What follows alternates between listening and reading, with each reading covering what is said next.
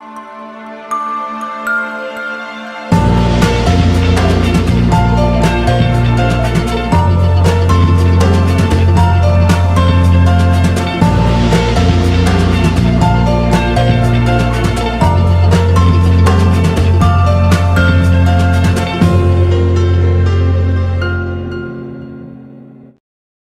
morning, good morning, good morning, and welcome to the Think and Grow Rich Live Mastermind Show.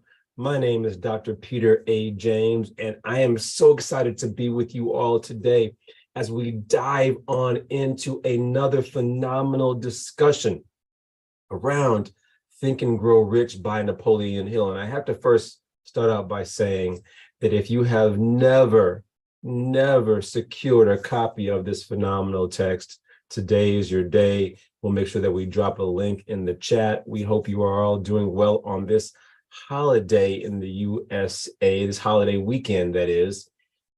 We are excited not only because we're diving on into this text, but we have a very special guest who will be joining us shortly. He is no stranger to this show.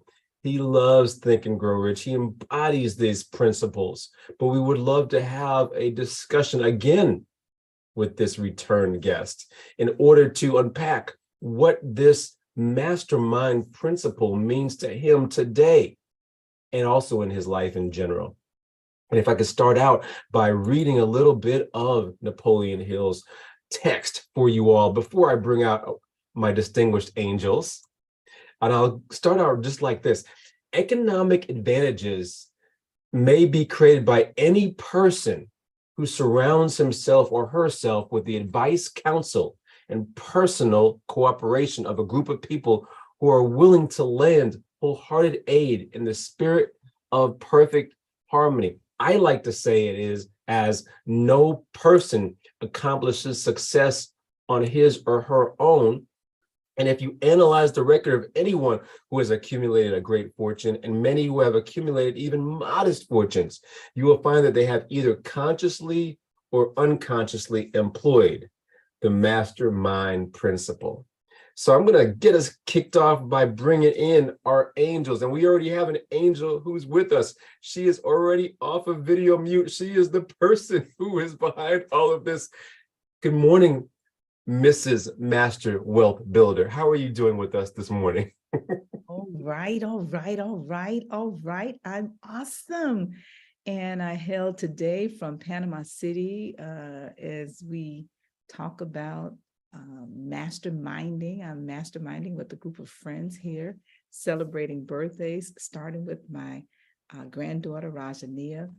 And when you think about masterminding, again, Napoleon Hill in his phenomenal book shares with us that this principle is, I call it the glue that holds the success together for all who aspire to acquire not just wealth, but great wealth.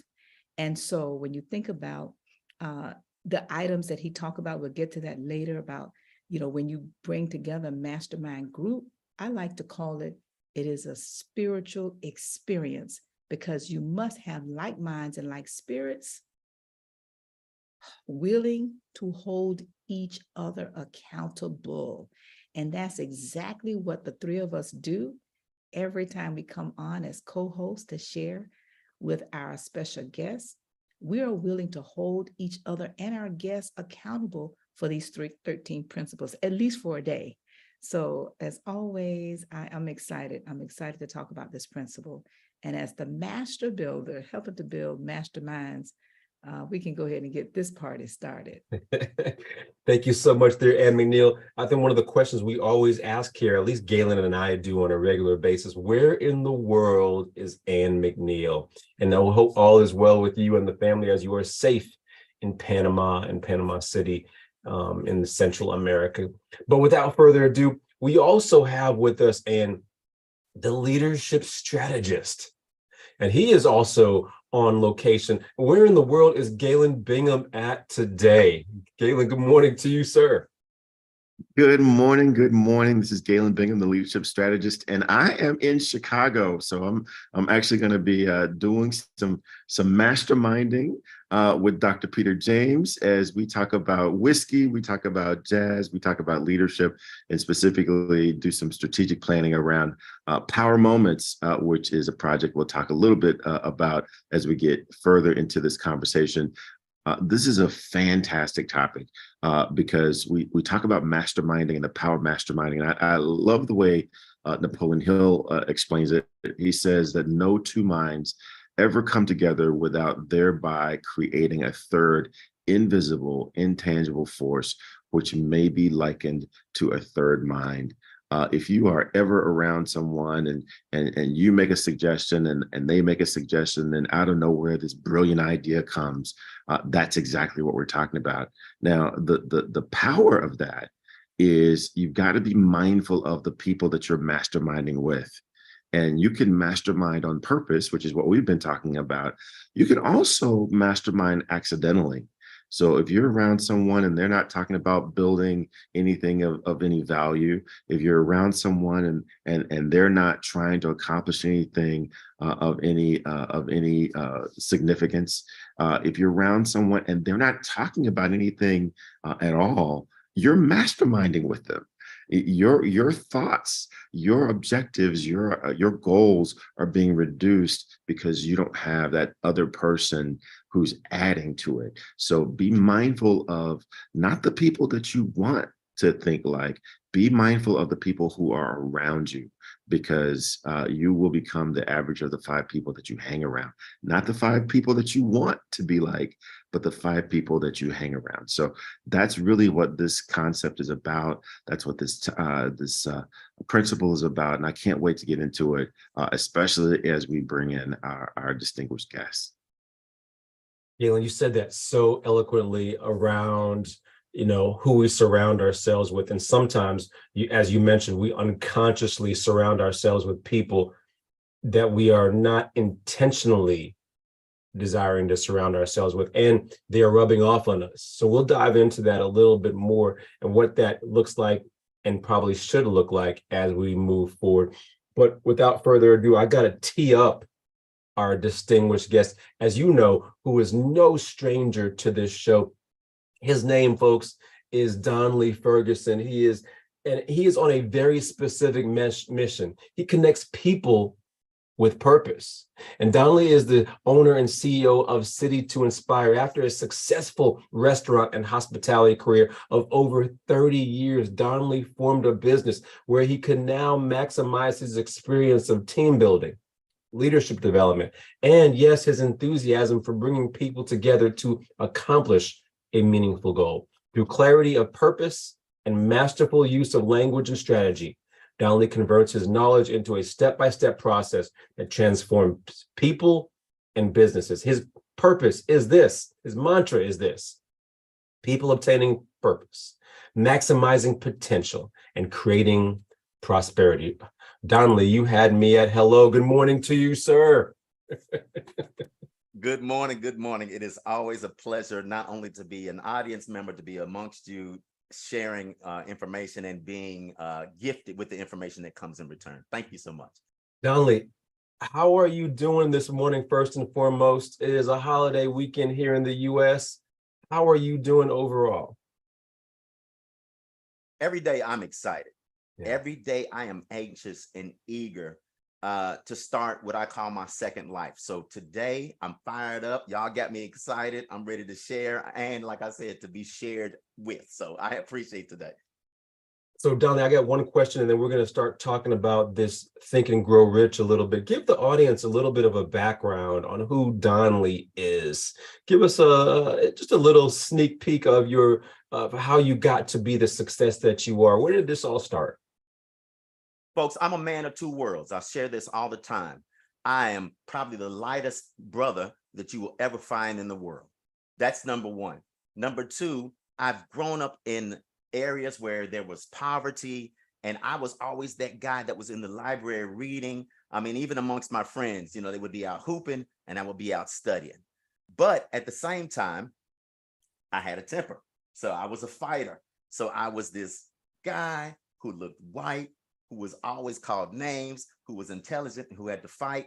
And during my entire life, that has been a portion of me that has helped me grow and continue to become the man that I am today. Wow, wow. So what I'm hearing is that you are a fighter for sure.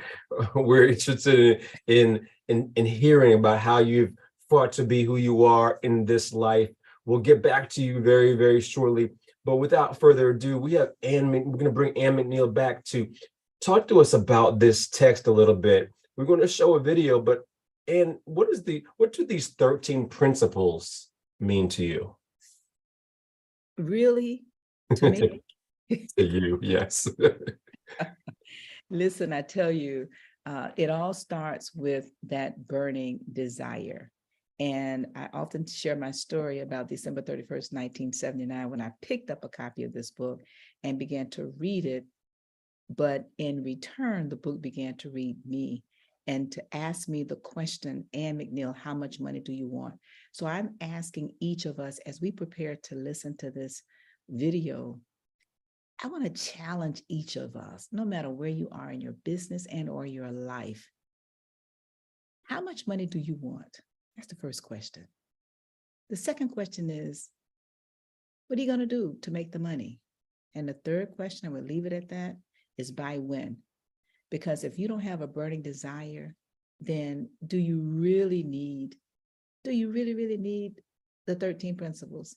Because Napoleon Hill tells us that the faith to achieve that desire, the auto-suggestion, specialized knowledge, all of these principles, from the imagination, organized planning, decision, to do what?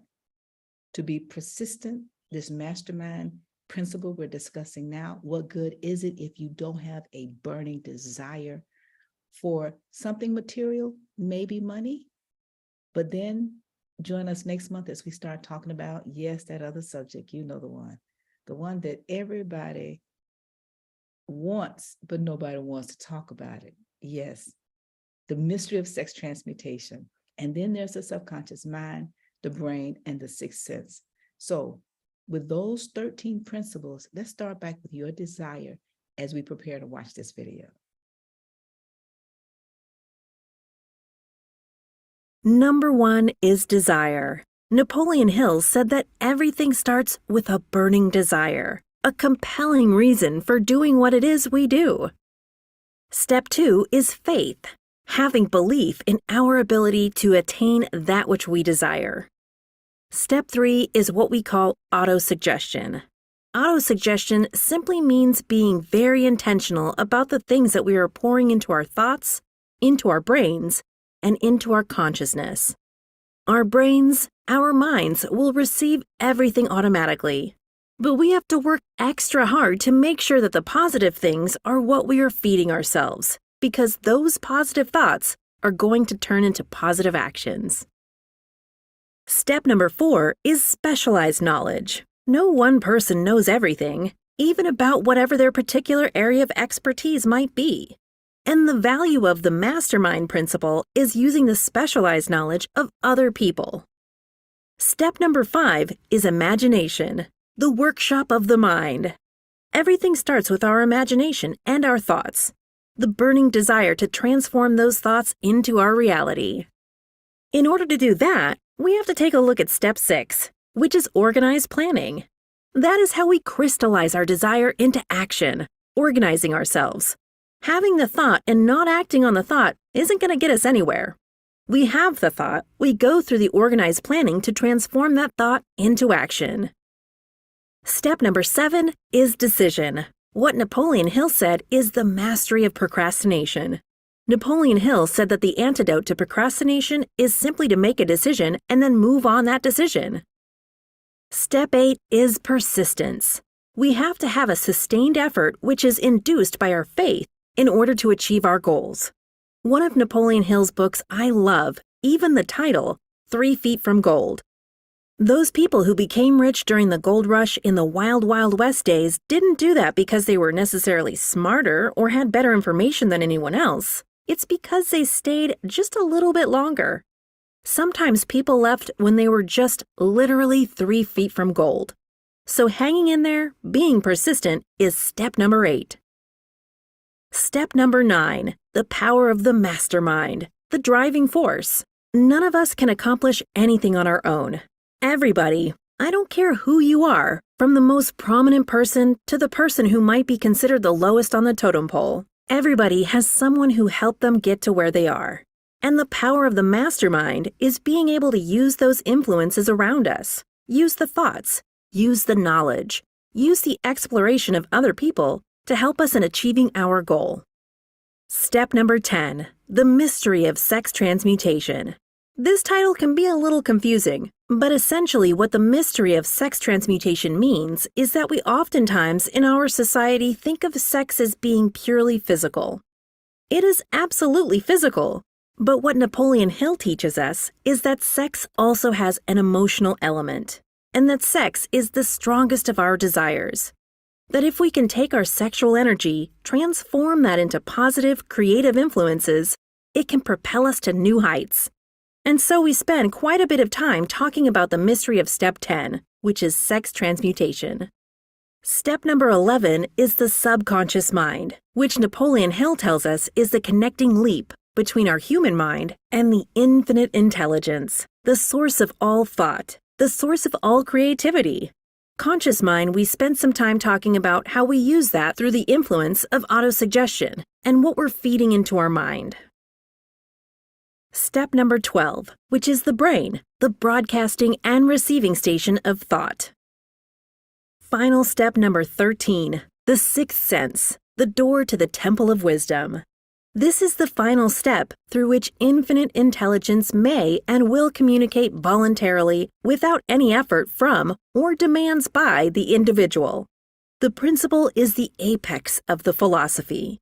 It can be assimilated, understood, and applied only by first mastering the other 12 principles. Alrighty, we are back. Those were the 13 principles. And those of you who have never fully heard Anne McNeil's story about how she was introduced to this text, I'm sure we'll tee that up another time there, Anne McNeil, because it's important to remind us, and I'm always in awe of it overall for sure. I would love to dive back into this conversation with you, Donley. And I'm actually going to steal a question from Anne McNeil. Hopefully that's okay. But Donley, your first introduction into this Think and Grow Rich book, what did that look like for you? Well, I always share the same story about those red glasses that's over there on Anne McNeil's face. I was invited to an event by one of my mentors, and it was a Black NSA event, and I was there to watch and learn. And this young lady stood up in the middle of this crowd and began to talk about these principles that we're outlining here today.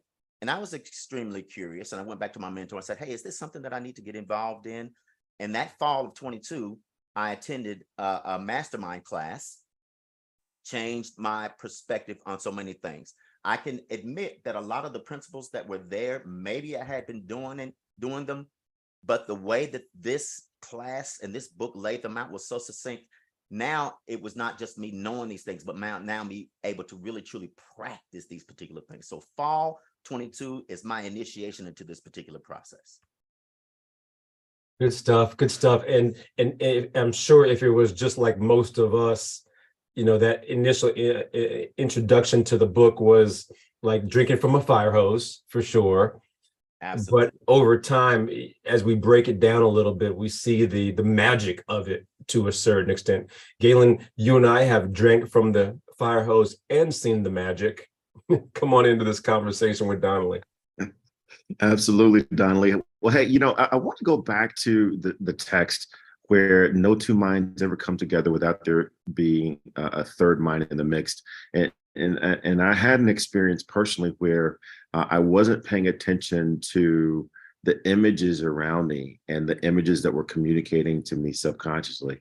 I kept having images and plaques from my previous career and that kind of thing. And I kept getting drawn back to what I had done in the past as opposed to materializing and manifesting the future. What has been your experience with being aware of the people that you were around, the people that you were surrounding yourself with, and the impact that they've had on your success? I can say honestly, before reading this particular book and understanding the concepts, it was probably a little haphazard. I was, whoever I was with, I would find a way to make it work. But after reading the book and understanding through the mastermind process, three very powerful words, which is harmony, definite purpose, and power. Those three things started to come together when I started to select the people that I wanted to be around. Are we in harmony? Are we thinking alike? Do we really truly, as opposed to power, want to work towards something to get it done? Power, I'm a physics major. Power to me was always work over time, that equation. But in this particular thing, it's accomplishing something with a definite purpose. And then again, definite purpose. There are many people who just want to go to a job, get it done and leave, right? But is there a real definite purpose to this group together? So now I am very selective about who I surround myself with, who I pick to be on my team. And some people I run away from, fast. And some people I can't wait to pull in. I had a conversation with a man just the other day who I am going to find a way to get into my circle because he was in harmony and he had already demonstrated his active power and he had a definite purpose that aligned with mine. Man, great example, great story. And the thing that I really like about what you said is about being actively focused on selecting those people who you are going to have around you. It's always fun to hang out with folks because they're fun, because we've been friends forever, that kind of thing. But if you can be mindful about who are you choosing to be around.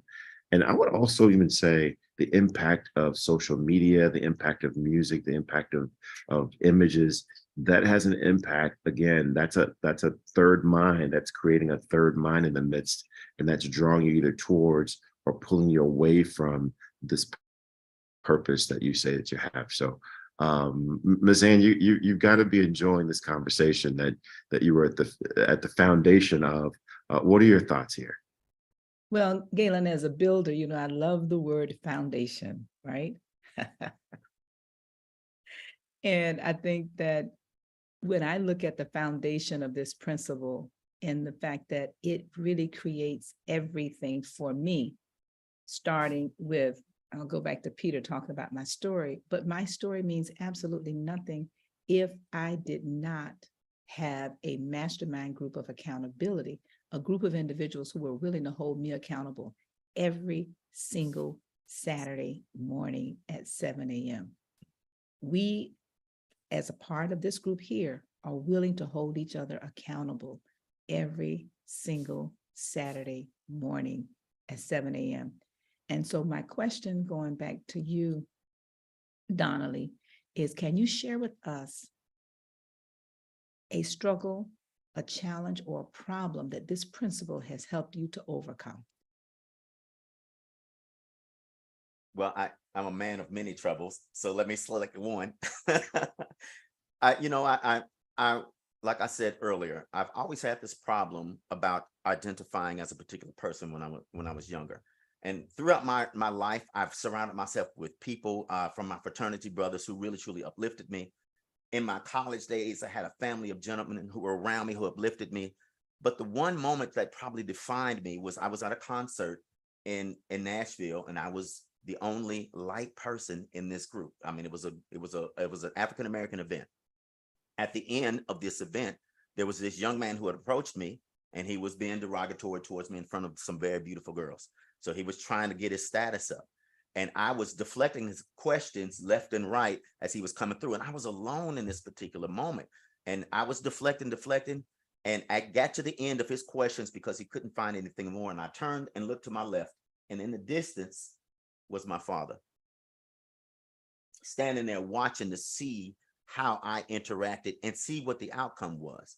It was like, that was the moment when I realized two minds becoming a third mind, because I felt so much power and so much strength from that moment. To be honest, I wanted to turn around and, and do some things. But at the same time, I realized that support, that moment, we were in harmony. We had a definite purpose together, me and my father, to make sure that I was protected. And that third mind, that strength that came from that particular thing has been an anchor point for me for the rest of my life up to this particular point. Good stuff. Good stuff there, Donley, overall. And first of all, we love to hear stories about your past. So we'd love to hear even more as we continue to move forward. Before we do, though, let me make sure that I acknowledge our special participants, those who are watching us. Donley, I see Doretha, we have Miss Smitty, Gloria, Diane, Patrick, Shannon. I see you all on YouTube live watching. Thank you so much for joining us early this morning as we dive on into this mastermind principle. Donley, I got a question for you. Let's just face it, this mastermind, surrounding ourselves with others who hold us accountable, who challenge us, can be daunting, for lack of a better word. It could be, uncomfortable. This is probably the reason why so many people don't have accountability partners. As parents, we sometimes always let our kids know that, hey, who are you surrounding yourself with? Who is your friends? Be careful, choose your friends carefully, we always say. As adults, we feel like we don't need that anymore. We feel like we don't need someone to keep us in check, to ask us those hard questions. What has that looked like for you as you've progressed in your career? Because you have had a very robust career, which you have not spoken about wholeheartedly. We'd love to hear a little bit more about that. But how has it allowed you to achieve or even become the man that you are today? I had one of the toughest moments in my career with my mentor at the time. His name is Orrin McCann. He's recently passed, but this guy was the most amazing person. But we butt heads like two goats on a tall mountain every single solitary day. And I was vying for this particular position at this job. And I had, in my own mind, done what I needed to do to win this job. Orrin took me out to the parking lot at dusk, so all the lights were coming on. I always call it the dark parking lot moment. So he took me to this dark parking lot and he shared with me, we're not going with you. You're not going to get the job. We're going with somebody different. I was devastated. I wanted to scream, to yell, and tell this man who I thought he was, but the only thing that I thought about him were good things. So I didn't have anything bad to yell. But then I went back inside, and the gentleman who basically had won the position and Orrin, we all got together. We all came together to find a way to continue to grow the outlets and the restaurants and the hotel that we were all a part of. And I became a student in a different way as a result of that. We were still, again, that harmony was still in place. I was hurt, I won't lie, but at the same time, I realized that I was not prepared for the role. This mastermind group that resulted after that particular thing was stronger, more powerful, and then my promotion came. Interesting stuff. So what I'm hearing you say is that even the mastermind that happened organically to a certain extent has paid dividends. What is intentional? And now I'm going to piggyback on that. What is intentional masterminding or even surrounding yourselves with others look like for you now based on that experience, but now moving forward? Intentional mastermind is strategic. It's planned out. There are a group of people that I call my Chatlanta crew. My Chatlanta crew is a group of people that I try to find a way to connect with. Chatlanta because it's Chattanooga and me in Atlanta. But we basically at times we communicate through emails, but there have been times when we've gone to events together. We went to an NSA event together. We went to PSK events together. But this group of people are all doing their own things, even as we speak. There's a gentleman who's got a book out. There's a gentleman who's doing a podcast about telling stories. There's a speaker. There's a coach who's putting out events on TikTok every day. And all of this resonates. And I draw from all of those events and it spurs me. I better get active. I better be intentional. I better plan as I watch them do these things. And at the same time, offer the same things that I'm doing as a group. And we are really, truly growing. You're going to see some great things coming out of that Chatlanta group pretty soon. Well, Donley, it's good to hear that. I got my own Chatlanta team member here on the call with us, and he asked me some questions sometimes that I want to hang up on him a little bit, but I don't hang up on him because I see the benefits of it. Galen, come on in this conversation, my friend. Yeah, yeah. I wanted to kind of build off of what Peter just said about our mastermind, and ask you, Donald, what does that process look like for you? I know with us, we meet on a weekly basis, and we talk about, and our mastermind is really around, our other mastermind is really around the coaching business, the coaching industry, the craft of coaching. And so on a weekly basis, we meet and we coach each other, and we call it the hot seat, where you got two powerful coaches focused on one particular business issue. What does that process, what does the mastermind process look like for you, in a very, very tangible way? I've got two unique people that I mastermind with on a consistent basis. That's Margaret and Vincent. Margaret, she's in Chattanooga. Vincent's in Chattanooga. And the process that is in place is a daily, or at least a bi-daily, or every 2 days, we communicate either through text or phone call. That communication could be about principles that we can continue to grow on that are already in place, events that we have, how can we support each other. It's a challenge. I sent a one sheet to Vincent as an example, and I was so proud of this one sheet. Man, look at this, I'm ready to go. And Vincent sent me back a text and said, look at that little thin sliver of a line on the top of that particular page. And I'm like, look at that. I'm like, what? But his eye saw something that I couldn't see. I was able to fix it and make it better. That is a consistent thing that we do every single solitary week at some point through either phone calls, text, and it's honest. It hurts a little bit, but it's getting better each week. Yeah, I'll tell you, that's a great example of where you produced a baby, you're feeling really good about your baby, and instead of joining you and congratulating you on having the baby, they start talking about the freckles on their face. I'm like, wait a second. It's but it makes you better. It really does challenge you. Have there been some moments, because Peter talked about this, and he's actually been on the other side of this more times than I'd like to think. Have there been some times when you really wanted to just like throw somebody out of the group, not because they weren't pulling their weight, but because they were pulling their weight a little too well? They were challenging you a little too much. They were really calling you to a higher level than maybe you even trying to go yourself. Have you been challenged a bit more than you were ready for? My general manager at the time, name was Niles Harris. Niles Harris was the challenge. If there was no other person in the world who's going to challenge you, he was going to be the challenge. I had a restaurant that had particular links on the tablecloths. That man would go and look at the tablecloths, and if it was touching the floor or if the chair was a particular way, he would find me wherever I would be in that particular hotel and tell me, oh, let me show you this picture. He would have a conversation. Hey, come walk with me around the building. He would see a piece of metal sticking out of the ground and call it into engineering to have it sawed off, something that I'd never even thought about. This gentleman was the epitome of accountability. And there were days when I would try to run from him. He would always find me, but I would try to run from him because I knew accountability was coming. Some days I was ready for it. Some days I wasn't. But in all honesty, today, I long for that. I haven't found a person as that highly accountable yet, but I could still reach out to him and find that. But he was there every single solitary day, like a hammer to a nail, telling you how this particular thing should be the way that we wanted it to be. But then he told you why, so that way you could fully understand it and not just do it because he said it, but understand it and participate in the vision. Again, to that same thing, that definite purpose. We all had the same purpose. That man was accountability on feet. Wow, fantastic. Peter, back to you, man. You get to stay in the group, man, for being so tough. You get to stay.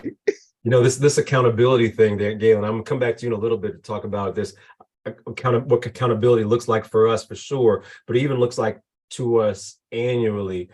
For those of you who are watching and never really dove into Think and Grow Rich and are uncomfortable about accountability, or uncomfortable about asking others to dive on into this mastermind principle, I got to go back to some things that this text is saying overall. And Napoleon Hill does such a great job of identifying why it's important to have others around us. When I'm working with my coaching clients, I remind them on a regular basis, no person is successful on their own. No person whatsoever. And I actually even challenge them, go find the individual who has achieved ultra success or even moderate success by themselves. And if you bring a person, I'll come back and identify one or two advisors, mentors, attorneys, lawyers that have helped support this individual, because we can't. So why do we sometimes like to think in our brains that I'm just going to go at this alone? I want to do this by myself. I'm going to put my head down and grind. That's not the answer. The answer is to find someone who can support you, someone who is on that same trajectory, that also is eager for your success just as much as they are eager for their own. Those are the individuals to partner with, who also have a positive mentality, who see the world as from an abundance perspective and not just a scarcity perspective. Ooh, we could go on and on and on and on about that there, Donley. So now, Donley, talk to us a little bit about what you're doing now and what some of the big things that you have on the horizon for your future, and how this mastermind principle may play into them, if you don't mind. Well, one good thing from the time that I was here last, I made a commitment to you all during that particular time that I had some things that I was working on. Can I be transparent, y'all? I didn't have all of that stuff ready. You guys helped inspire me, and along with Vincent, because Vincent and I talked about a lot of different things, about the things that I wanted to do. But today, I can tell you that by the end of this year, I'm going to have a book coming out called The Purpose Principle, The Radiant Quest for Clarity, based on a lot of these things that we're talking about today. Right now, I've got a young man in Nashville who is a computer science major who's working on an app for me. It's an app that basically is going to help people to put their goals together in a AI assisted way, so that way they can have something in their pockets to help keep them tracked on a goal, accountable for a goal, etc. Through being connected with Vincent, amongst other people, I'm going to be speaking in November at an event called Disrupt HR in Chattanooga. I'll put that information out on my website and on my Facebook page later on. And lastly, the last commitment that I had to you was that I was going to have a seminar in November. I ain't had that seminar already, y'all. I had an idea for a seminar, but I have the outline. I have the course materials. I have everything in place. It's on Eventbrite. This seminar is in place. And all of that came from the masterminding moment that we had here last time, and that Vincent co-opted in with me during that particular time. These things are now reality because of the definite purpose and the power that is generated from people who are moving in the right direction. I'm going to be around y'all until I'm gone. So just so you know, y'all going to see me in a little chat box all the time. Donley, what you doing over there? That's me. I'm going to be there. I appreciate you guys. Absolutely. Well, it's not us. You actually took a big part of that there, but we also can attribute a lot of this to Ann McNeil. Ann McNeil, your thoughts on what Donley just disclosed for us? Well, I think all of you may know I am the contrarian in the group. And being that contrarian, and I'm so glad, Donley, you talked about how we challenged you, because I have a question for you this morning, and I really have to ask permission if you are open for coaching. I am. All right, here we go. It's all about the money. Napoleon Hill tells us that power is essential for success in the accumulation of money. He opens the book up with that statement. But if it's all about the money, and you don't have to publicly share this, but I'm going to ask you the same question Napoleon Hill asked me and all of us in the first principle. How much money do you want?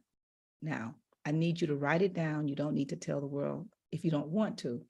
And the reason I'm asking that question is because you hit on something so critical, and that is the accountability. And you shared with us how we have helped you. And first of all, you set goals, may or may not have achieved them, that's okay. You're back and you're working on getting closer to the achievement of the goals. But what's critically important, and even though I'm talking to you, I'm talking to all of us, what's critically important is how much money do you want? You see, if you go to chapter 9 of, if you go to the organized chapter of this book, Napoleon Hill opens up with the organized planning chapter, and he talks about the mastermind group, the mastermind principle. It's about the money. And so I want to challenge you in going back to your mastermind group, go back to principle number 1, and ask each other, how much money do you want? The reason this is so important is because every time you meet with your small group, have an agenda of what you're going to discuss. On that agenda, challenge each other every week on how much money do each of you want? What are you going to do specifically to make that money? By what date do you want that money by, and what is your plan? Because Napoleon Hill tells us that there's 3 basic ways to create and form a mastermind group, right? It's in the book. Infinite intelligence, accumulated experience, and of course, the research which we can do on Google. But if you bring all of those sources together inside your mastermind group, every single thing that you've just shared with us, tie it back to the money. The event you're going to hold, how much money do you plan to make, and how is that amount of money tied to your ultimate goal for the amount of money you desire? And the reason I'm going to this level of detail here is because you have been so consistent in joining us every single Saturday. And we want to honor you by coaching about and discussing and sharing, how do you really gain the power, you, whoever you are listening to this conversation with Donley, right? But how do you gain the power economically through this mastermind principle? And so I don't want to get muddy about a lot of things that we've discussed, because for me, if it's not about the money, let's talk about something else. So I'll wrap up with this. How much money do you want? And what can we do to help support you in making that money as a part of your mastermind group of accountability? You know, y'all can talk about websites, you can talk about one sheet, you can talk about speaking, you can talk about, but I'm saying all of these other things. But if we are not talking about how each one of those activities relate to the money, sure, there's certifications we need to do, there's all these things we need to do.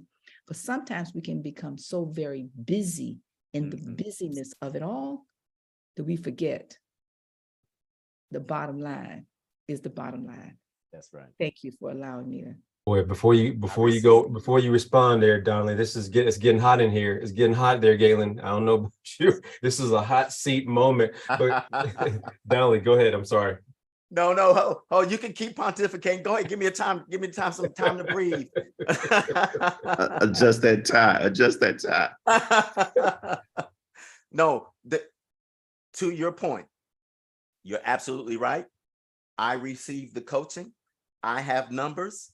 I will share those numbers offline.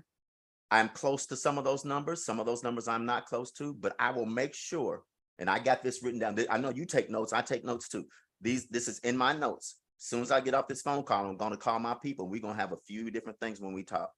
So thank you for that. I receive it and more. Good stuff there, Donley. Yeah, dive into what Ann has just mentioned right there, because that's so powerful. Galen, you and I do this on a regular basis, number one, but then we also do it on an annual basis as well. Can you chat a little bit about what that looks like for those individuals who are watching? Yeah, absolutely. The annual meeting is really an event that you should put in your calendar. I have already registered. I've been registered for 3 or 4 months now. It's a place where you get together and you have to put your life in writing. You've got to document what have you accomplished over the last 364 days, so that you can take credit for what you've accomplished. You can take account for those things that didn't go quite as you had planned, and what might have been the reasons why they didn't quite hit. But then you're going to project into the future and really account for how much money do you want to create in the next year. What specific strategies do you have in place to make that a reality? And you're going to be sharing your life. You're going to be sharing your plans with other like-minded people in the room. And the beauty of this is very often, though, there are people at your table that you won't know. So you won't have the luxury of them giving you grace around things that you said you were going to do. They're going to hold you accountable to your behavior. They're going to hold you accountable to your actions and to your accomplishments. You can see from the image there, we've got people of all ages, we've got people of all gender, and just every walk of life. But they're going to be there trying to speak into your life, that accountability that we've heard already. So I'm going to challenge everyone to scan that code and go to this website where you can register. We're going to be in South Florida, January 5th and 6th. We're there every year, but this year it's going to be January 5th and 6th. And the focus is going to be around how do you live your life and create success for your goals on purpose. I challenge everyone to be a part of it. It will absolutely change your life. At least it'll change the next 365 days of your life. Yeah, good stuff there, Galen. Again, if those of you who are watching don't have solid accountability, solid network that is supporting your goals and your aims, you got to ask yourself, how am I going to go about accomplishing without that? How is that even possible? And what Galen just described here with that annual meeting is one way that can be able to support you. And listen, we go every single year. It is South Florida. It is the winter time. Why not? Why not, for sure, right? We have some great folks who are joining us. We got some great questions. Whether you are on YouTube Live or you are on the Zoom webinar, if you have a question, please type it into the chat. Let us know so that we can bring it to Donley. Yes, we already got some burning questions for you, Donley. So here's the first one from Patrick. Patrick says, hey, Donley, what is some principle from the mastermind chapter or from the book that you now wish that you applied earlier in your existence and I'm sure you're doing it right now, but maybe that you would have stepped into a little bit earlier in your journey, whether it's your business or your career? I think that I would have put a lot of emphasis on, of course, burning desire. Let's just say that. Let's take that off the table because that's got to be there. But the auto suggestion to me is something that's always intriguing, and it's something that I work better now. We know that the stream flows both ways towards riches. Each day you get up in the morning time, you can have that poverty mentality, or you can have that mentality where you're going to gain and rich and be a benefit. During my life, I've had a poverty mentality without knowing that I had it. And when I would wake up in the morning time, I wouldn't program my psychology or I wouldn't program it in any kind of way, except for whatever I saw in front of me. I was going to go to school. I didn't have the books. I didn't have the money. I didn't have it. And I kept going into that spiral downward. So if there's one thing that I wish I would have had earlier outside of burning desire was that ability to understand auto suggestion. So that way I could learn to think differently. I do that now. Now look, in the morning time, like I told you today, I'm ready. Each morning I get up on purpose. I get up with intent. But when I was younger, I didn't have that same intention. I just let life happen to me. And as a result, it did what it wanted to. It whipped me around. So now auto suggestions help me and support me moving forward. Good stuff. We got the question. Good stuff there, Donley. Thank you so much. And we have a question coming in the chat also, but I want to reinforce something that you mentioned there, Donley, about about the desire, about scarcity, about abundance. Many of us who are watching, if you were like me, you grew up with humble beginnings, and sometimes in those humble beginnings, we are kind of unknowingly taught to protect, defend what little we do have. We're not taught to grow, to see the possibilities, to see the endless possibilities, whether it is of wealth or living that fulfilling, rich life, right? Stepping into this book, stepping into this text allows us to be able to see that the possibilities that are endless and live in that. And I don't know about you, or those of you who are watching, but on this call, we are doing that. We are living in that space of, yeah, this is what these are possibilities. Now we're stepping into that. This is actually a question from Miss Ann based on something that she said a little while earlier that's coming in the chat. We have a great question from Donald Whitmore who says, you know, Miss Ann was quite compelling when she spoke about it being about the money. About the money. And it's actually a great question because I had somewhat of a dialogue around one of my European colleagues around our American focus on money and wealth versus others around the world. But I would love to hear, Ann, the question is, Ann, what if money isn't the driving force? Can these principles still impact us? Can we still use this effectively? Absolutely. Thank you so very much for the question. You see, I love a quote from Jim Rohn, who says that, and I see Peter's head shaking because he knows where I'm going with this. Peter Rohn said that his coach told him, become a millionaire. It's not about the money, it's about who we must become. And for many, many, many years, as I read this book, I did not understand why would Napoleon Hill open the book up talking about the money. You know, I wanted a better quality of life. I wanted a better relationship with my children. I wanted a better position on my job. I wanted a lot of things, but I did not know what I did not know about the fact that all of these things required mindset, skills, and all of these things that circle back to the money, not about the money, going back to your question, but who must Donley become? Who must he become? Who must you become? Who must we each become? So the items that we desire to have a better quality of life. How can I have a better quality of life when I'm broke? And trust me, when I started this process, not only was I broke, but I was broken. You see, but what these principles are teaching us, that's why he says it's the equivalent money or the money equivalent, right? I was so spiritually minded, I was no, as the saying goes. So heavenly minded, I was no earthly good to myself or anybody else. My mom was a holiness minister, and that's what she taught me. It's about the word of God. But she didn't teach me because she did not know how to put feet to my faith to become a better and bigger tither. And my goal when I started was to tithe my salary.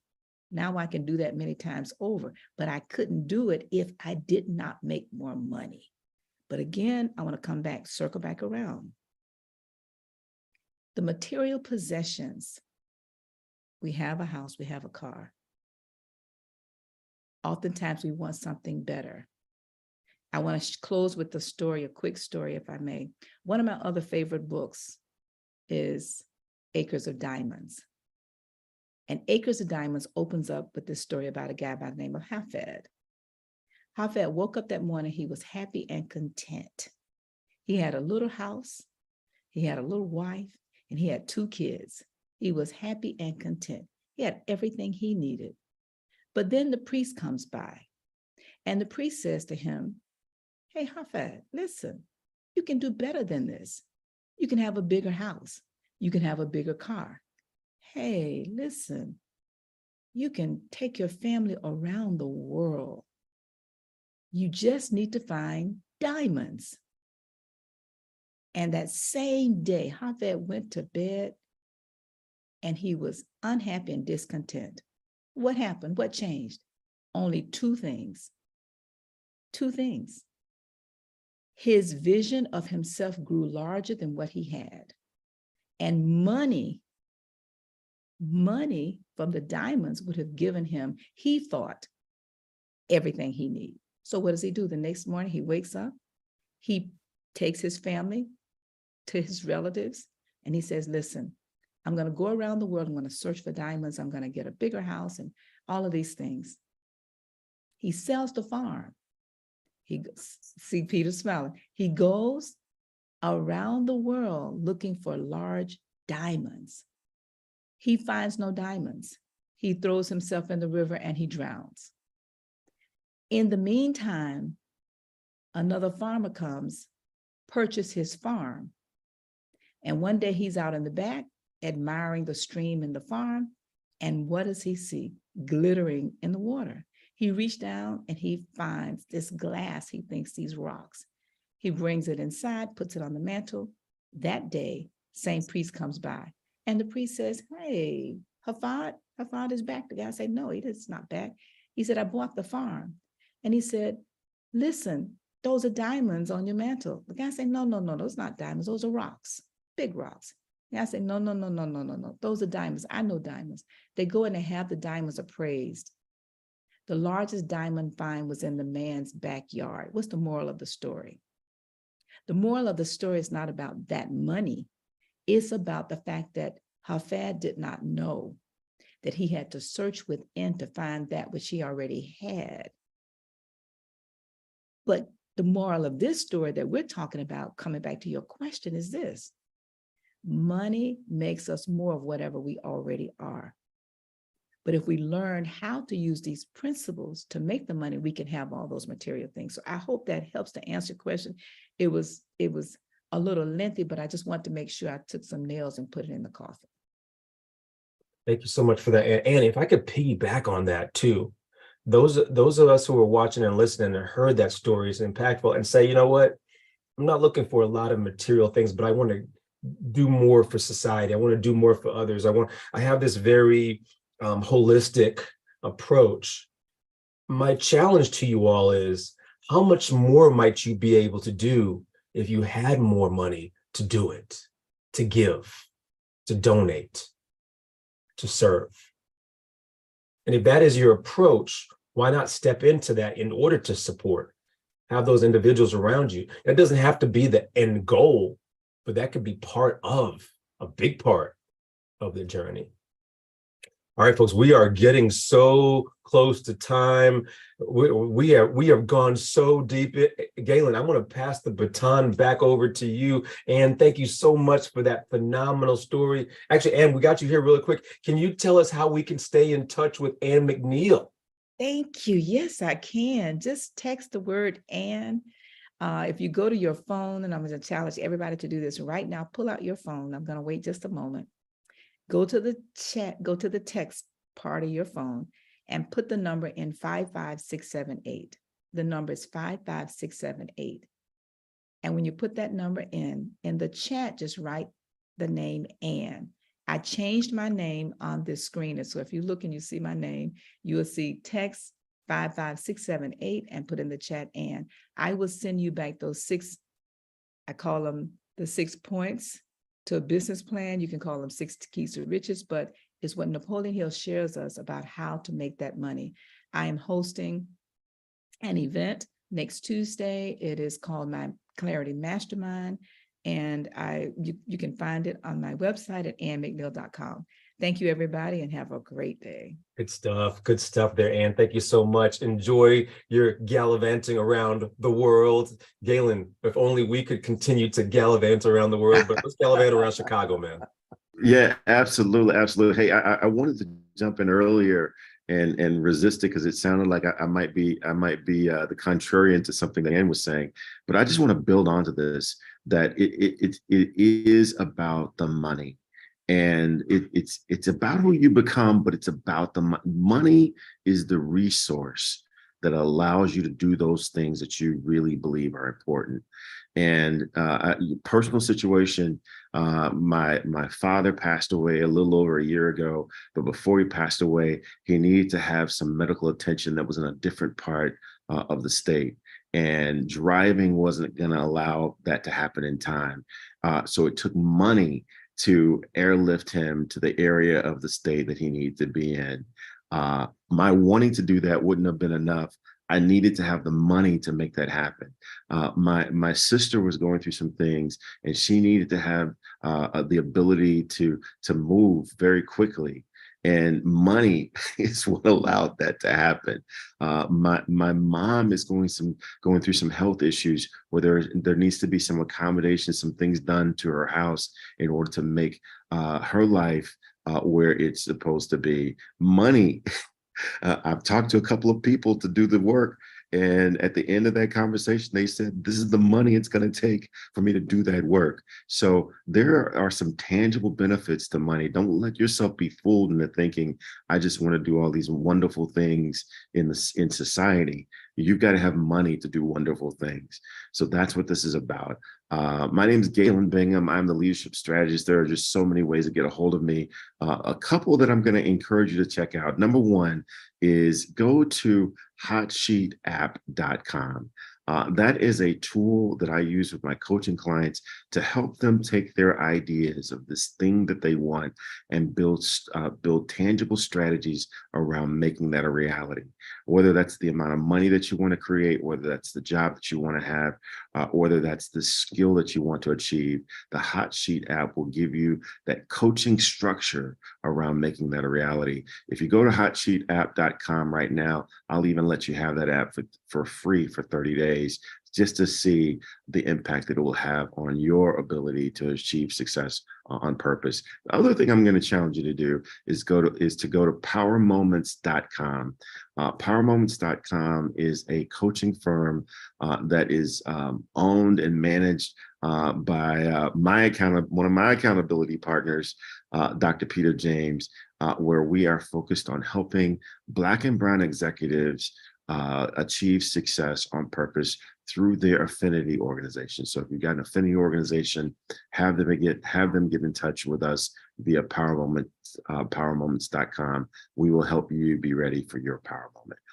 This has been an amazing conversation. Donley, thank you so much for highlighting to me the importance of being intentional about the people that you surround yourself with so that you can achieve success on purpose. Good stuff there, Galen. Thank you so much. Donley, this has been a phenomenal show. Those of you who are watching, we're going a little bit over, but we want to land this plane. Donley, first of all, let us know remind us what you're working on, but also let us know how we can stay in touch with Donley and the happenings around Donley, if you could. Absolutely. The easiest way to get in touch with me, first and foremost, is my Facebook page, City to Inspire. My website, which is citytoinspire.com, or you can reach out to me through an email, citytoinspire@gmail.com. The things that I have up and coming, of course, I've talked to you about the book that I'm writing that should be out by the end of this year. Thank you guys again for that inspiration. I have a speaking opportunity that I'll be in Chattanooga taken care of. It'll be Disrupt HR speaking. I also am working on an app called the TET Method, which will be coming in the coming days. It'll be an app that's going to help you set goals and make sure that your goals are taken care of, AI powered. And the most important thing, if you want to do all of these things, if you want to go ahead and find your purpose, if you want to find this clarity, then come and meet me in Atlanta on November the 18th for my seminar. The code is down at the bottom of that particular page. Feel free to scan it, sign up, or call me and ask me any questions about it, and I can answer those for you. I look forward to seeing you all there or back here next week, Saturday.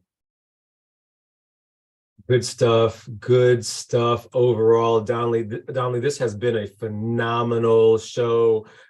It just kept going up and up and up and up with the insight, with the questions overall. We even have some folks who have joined us a little bit. We see Miss Ursula says good morning to everyone. Hope you are doing well, Ursula. We also see Wyman Bush, who's got a great comment, who says, Donley, thank you so much for your pour into us this morning. Your energy, your vibration is undeniably positive, proving that you don't have to be the loudest in the room to have the greatest impact on those in the room. That's a phenomenal comment overall, and truly attested to you, Donley. Thank you so much for joining us today and letting us know what that mastermind principle, letting us know what Think and Grow Rich has meant to you and how it continues to support you on your journey overall. Those of you who are joining us, whether it's on YouTube Live, whether it's also in the webinar, thank you so much for joining us as well. My name is Dr. Peter A. James. I am the high performance coach, helping you to shift your mindset. You can find me on any social media platform at Dr. Peter A. James. That's at DrPeterAJames, or at shiftyourmindset.com. I would also be remiss if I did not also support this powermoments.com journey that Galen and I are pressing towards overall. Yes, this is our ability to try to use financials to give back to people of color who are supporting executive and corporations around the world. Hey, folks, thank you once again for joining us for another phenomenal edition of Think and Grow Rich Live Mastermind. We will be back the same time next week, same time, same channel. Don't hesitate. Donley, this has been truly, truly fabulous. And until then, please be safe and enjoy.